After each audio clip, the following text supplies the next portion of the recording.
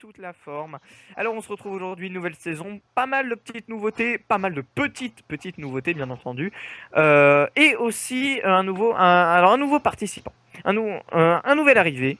Alors je précise, j'ai un petit message pour Maxime, pour The Microspace, qui malheureusement ne pouvait pas être avec nous, être avec moi pour le coup, pour cette sixième saison, excusez-moi. Oh, je suis tombé. Il ne faut pas que je spoil la personne. Oh, qui malheureusement ne pouvait pas être avec nous, tout simplement parce qu'il a brevet et que bah il est sérieux, il préfère réviser le brevet et je le comprends et j'en conçois. Et je le conçois, excusez-moi. Donc du coup, malheureusement, il ne peut pas venir. Je suis obligé au niveau des délais de tourner maintenant. Donc on est obligé de faire la saison sans lui. Enfin, je suis obligé de faire la saison sans lui. Donc du coup, exceptionnellement, vous allez retrouver une personne. Et cette personne, vous allez la voir dans Fallen Kingdoms. Donc normalement, Fallen Kingdoms devrait peut-être sortir avant Skydive, je ne sais pas.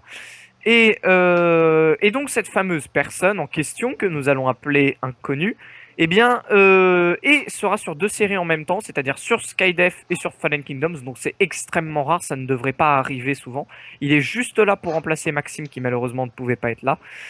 Donc du coup vous le retrouvez sur les deux séries parce que bah il est titulaire si vous voulez titulaire du poste sur Fallen Kingdoms. Et il est remplaçant sur Skydef. Donc le titulaire reste micro. Donc vous retrouverez Maxime à la saison 6. Il n'y a pas de souci là-dessus. Et donc notre cher remplaçant, le cher titulaire de Fallen Kingdoms, qui va peut-être remporter le Fallen Kingdoms, je ne sais pas, car nous n'avons pas encore tourné. C'est le prédénommé à Motherfox Didi, bonjour. Salut! Ça va? Pourquoi tu me pousses déjà? Alors, il cherche déjà la guerre, Allez, voilà. t'es une Voilà. victime. Ça va? Je suis toujours en créatif, moi. Ah Je bah te pas moi. conseille de passer en créatif d'ailleurs, parce que sinon on ne va pas pouvoir D'accord. expliquer facilement.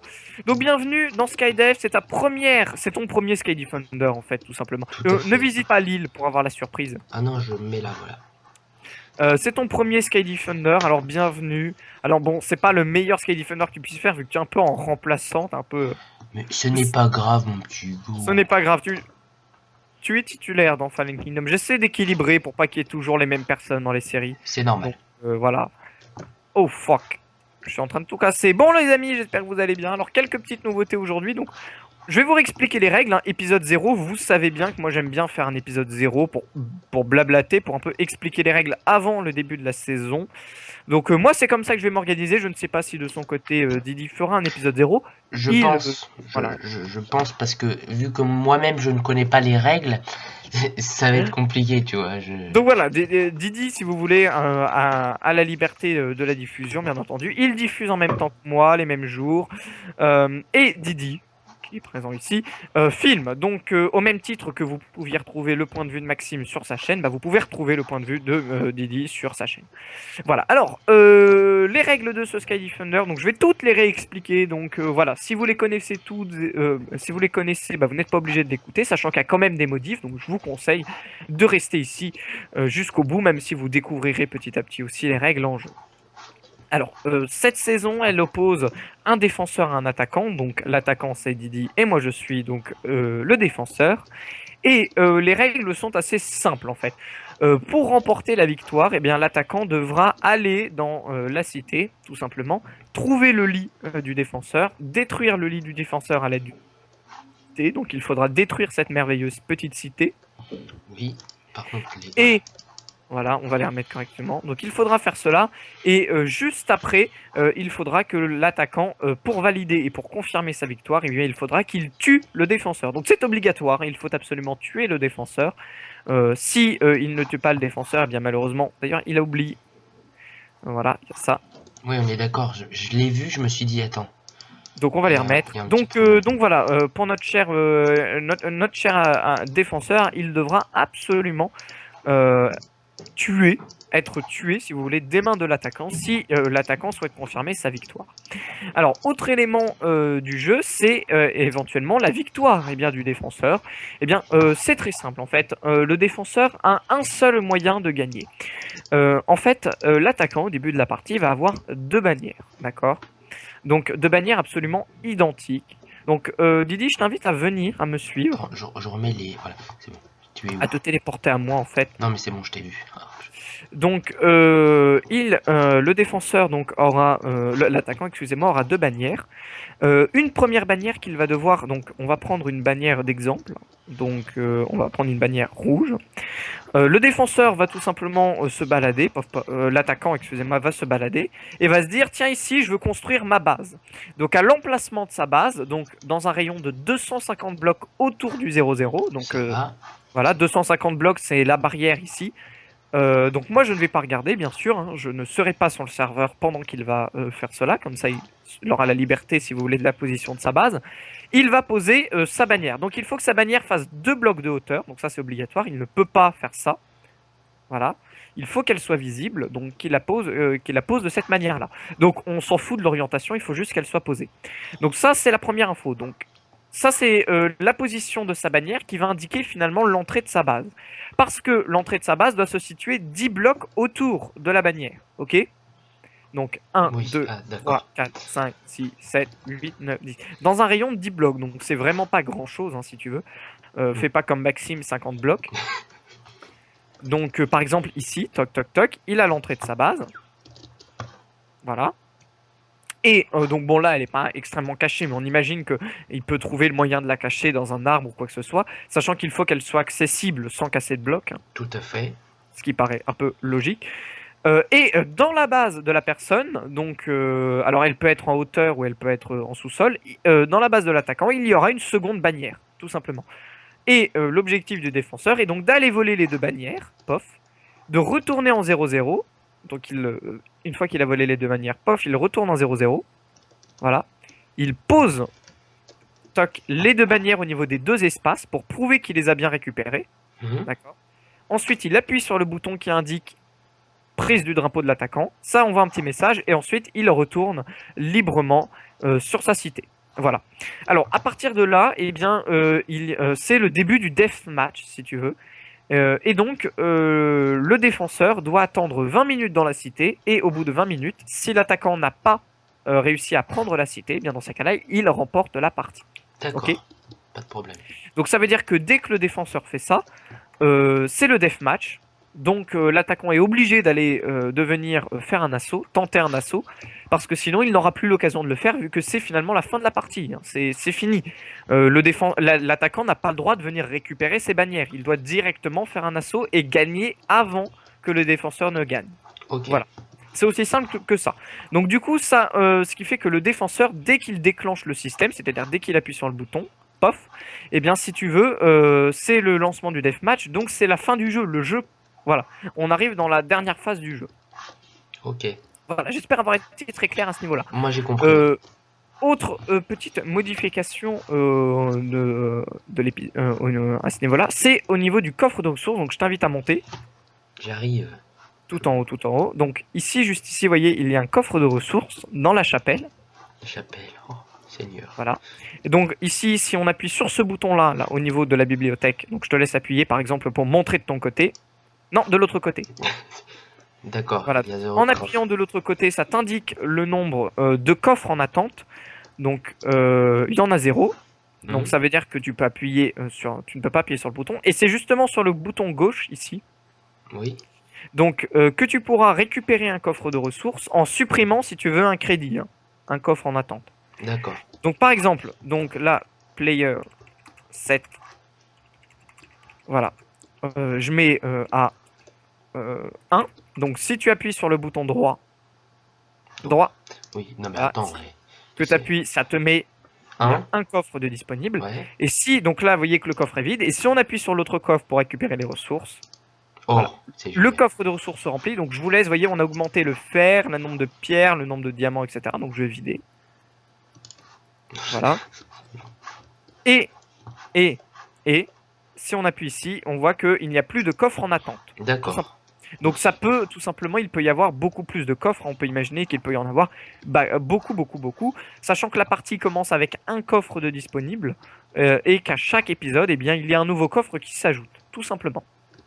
Donc Ok. cette saison Cette saison, il n'est plus possible d'empêcher et d'interrompre cela, c'est-à-dire que bah, c'est infini. Les coffres, il y en aura un à chaque épisode. À la saison dernière, il était possible de les désactiver, ce n'est plus le cas cette saison. Voilà, il est absolument impossible de le faire. Voilà, voilà. Alors, je tousse. Si, l'attaquant donc a l'obligation lui de mettre ses coffres et de faire une salle des coffres dans sa base. Donc ça paraît logique. Le défenseur n'a pas cette règle-là. Ses coffres doivent juste se situer bien, sur l'île, sur la cité. Il peut les mettre à différents endroits, il peut séparer ses ressources, il fait comme il veut, c'est sa cité, si tu veux. Oui. Hein, donc voilà. Alors il y a toujours la règle des jours, donc tu le vois sur le côté au niveau du scoreboard. Lorsque c'est rouge, c'est que c'est interdit, et lorsque c'est en vert, c'est autorisé. Donc le PVP est autorisé à partir de l'épisode 2. Le pillage est autorisé à partir de l'épisode 4. Les assauts sont autorisés à partir de l'épisode 5. Voilà. Et le minage devient restrictif à partir de l'épisode 8. Donc ça veut dire quoi, un minage restrictif? Ça veut dire que il est interdit de miner, sauf si vous avez une bonne raison. Donc dans ces cas-là, on en parle et on voit si vraiment la raison est valable. Okay, oui. Donc ça, c'est pour éviter bien sûr que l'attaquant passe des heures et des heures en minage et on oublie qu'il faut quand même qu'il aille faire des assauts. C'est l'objectif de la série. Oui. Donc voilà, c'est une petite sécurité, ce qui fait qu'à partir de l'épisode 8, le minage sera en orange. Il ne sera pas en rouge vu qu'il n'est pas interdit, il est juste restrictif. Ok. Il est restreint.